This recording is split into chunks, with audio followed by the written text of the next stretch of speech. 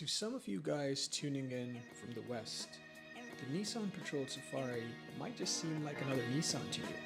Something you'd expect to see dropping kids off at soccer practice or crawling through traffic. Nothing more than a typical commuter piece of shit. But here in the Middle East, this beast is a legend. It's a household name that's as iconic as the sand it conquers.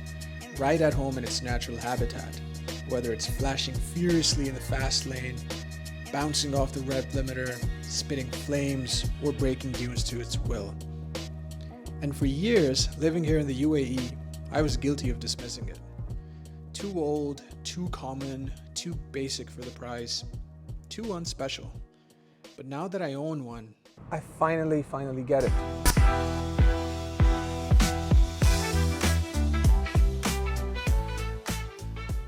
With this review of the Nissan Safari, Patrol, Y61, GU, Capsula, VTEC, VTC, whatever the hell you want to call it. There's so many names for it, and that just goes to show you how loved and adored this car is in certain markets, right?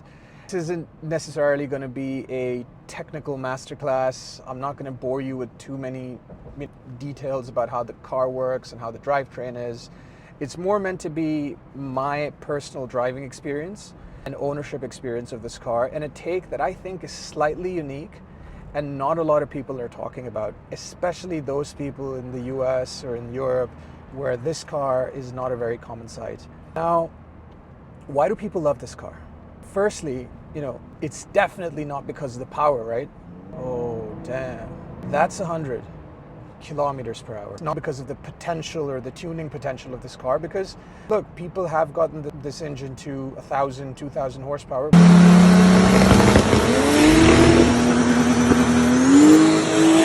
But it takes a lot of fucking work to get it to be that way, and then you're going to run into a host of issues. So no. And it's definitely not because of the technology that exists here, right? We do have this CarPlay device, but I mean, that's about it, essentially. No, it's none of those things. In my opinion, it's three things. Firstly, this car is a strong, stubborn reminder of a time when cars used to be cars. They were not appliances for commuting. It's a reminder of a time when cars used to be your friends. They got under your skin. They made you look forward to driving them. They made you name them, right? This is a reminder of that time. Secondly, this thing just works. There's not much to go wrong at all. It's simple. There's barely any electronics, solid axle. There's a focus on reliability and longevity over weight savings, for example. It's cheap. In maintenance, it's a Nissan at the end of the day. At least where I live in the UAE, parts are available. It doesn't cost too much to service it. It's got room, it's got space.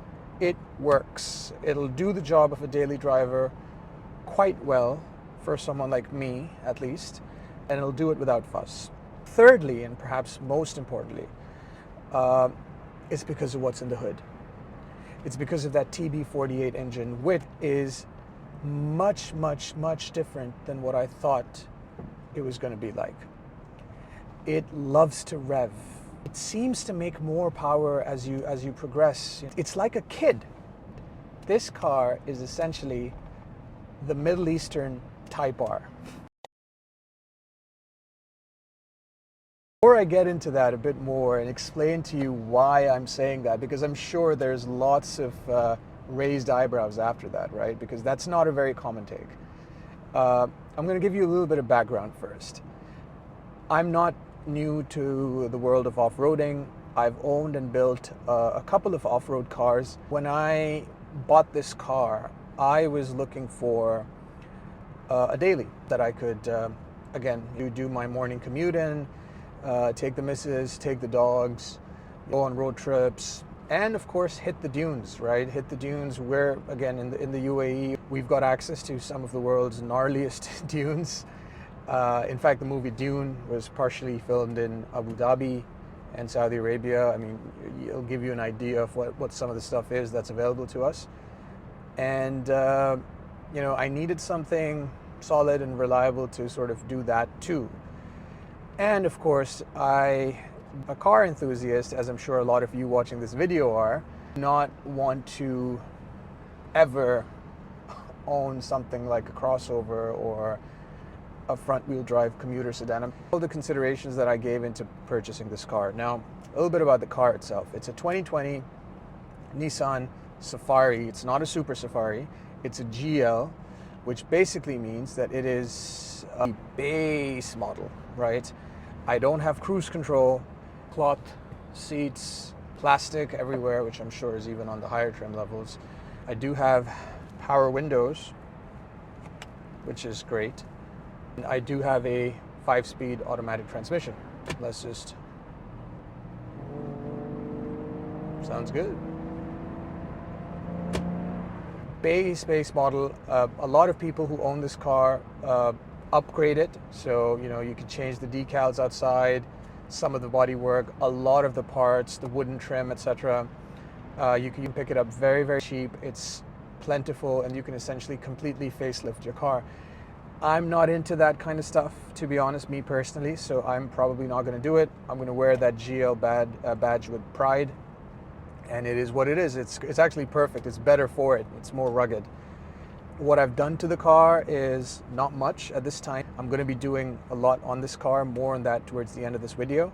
I do have some 275, 75, 16 BFG KO2s, right? So do have a front skid plate.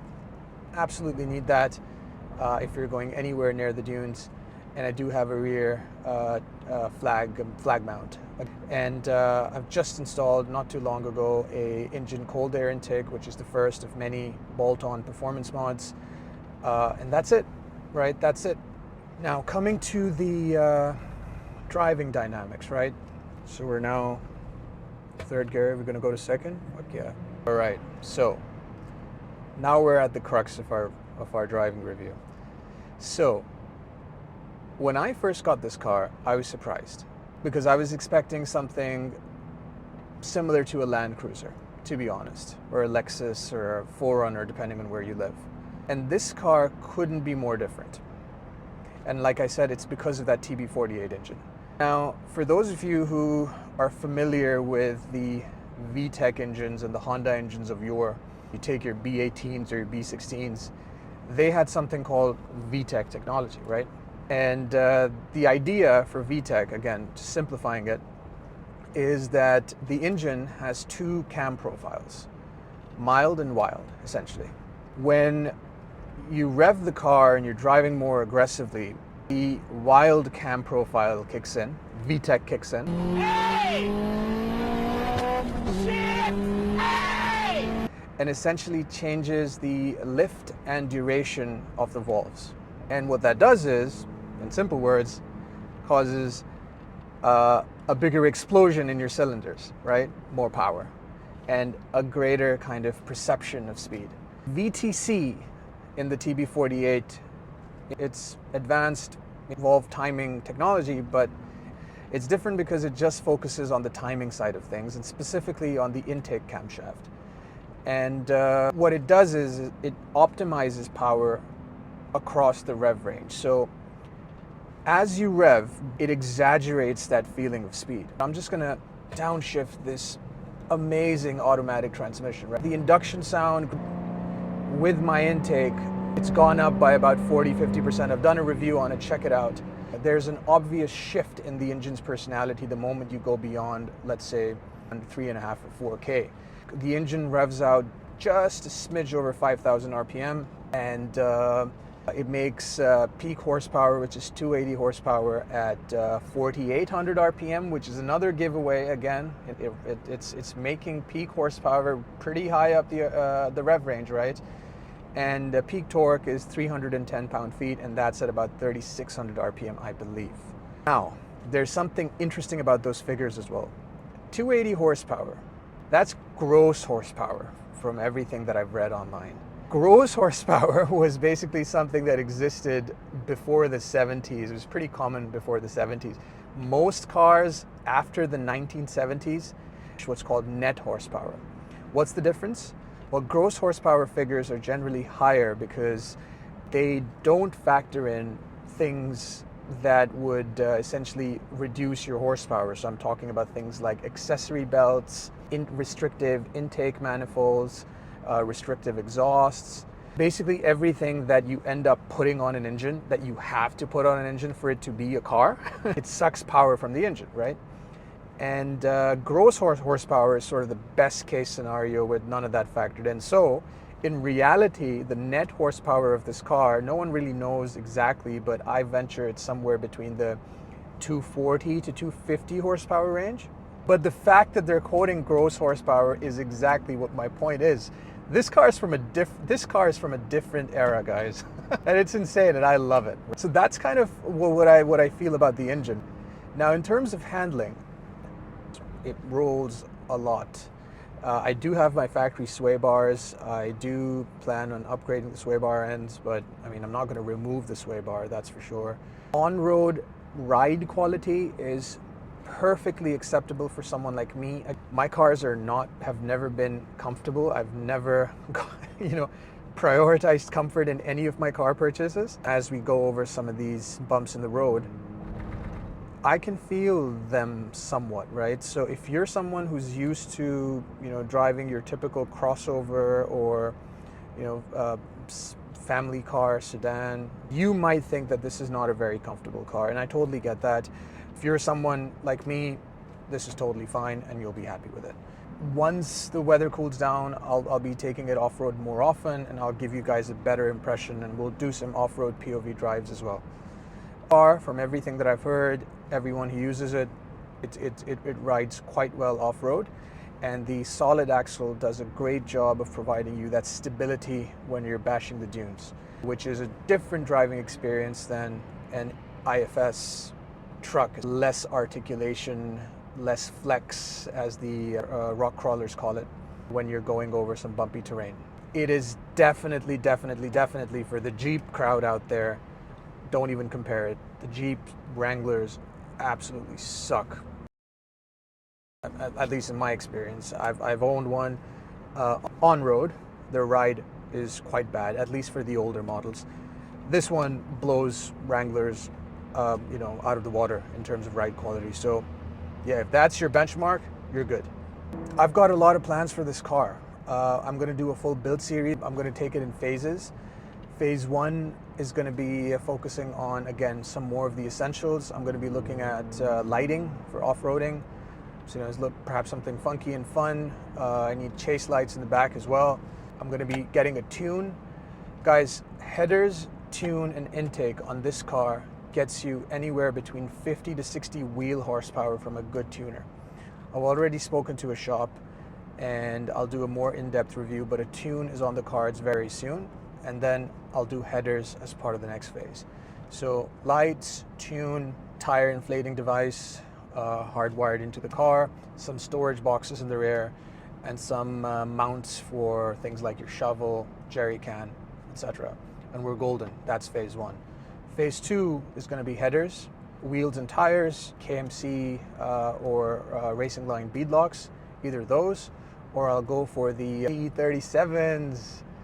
For my JDM crowd, you know what I mean, but if you Google TE37s on Nissan Patrol Safaris, you will see a lot of them, and that combo really works. I'll probably still go with a smaller size so I can fit at least 285 section tires for now, and I'm going to couple all of that with a 1.5 to 2 inch lift. Nothing too crazy, just something for some added clearance right now. And then phase 3, if this car stays with me for that long, is going to be something a bit more interesting. It's going to be a full suspension build from Superior Engineering. So we're talking, long arms, upgraded radius arms, extended length shocks, which I'm going to probably go with either Kings or Foxes, and 35s to boot. And with 35s, I will probably be re-gearing this truck as well. So I'm going to be recording this entire journey, everything I do, I'm going to be making a video on, and like I've done with this review, or at least tried to do, I'm going to be sharing my impressions and my feelings. That's what driving is all about. So in summary, I finally get the cult-like following for this car. The way it revs, the way it behaves, the way it sort of plays with you, the way it gets under your skin.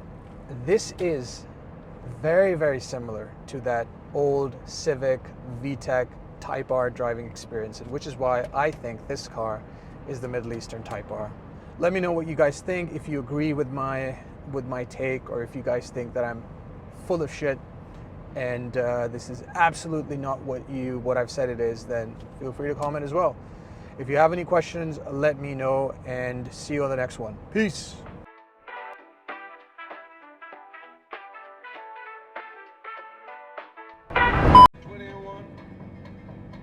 Made it look like dinner was just having too much fun. Meanwhile in town they threw a big parade. There stood William Hale in the Range Rover that he waged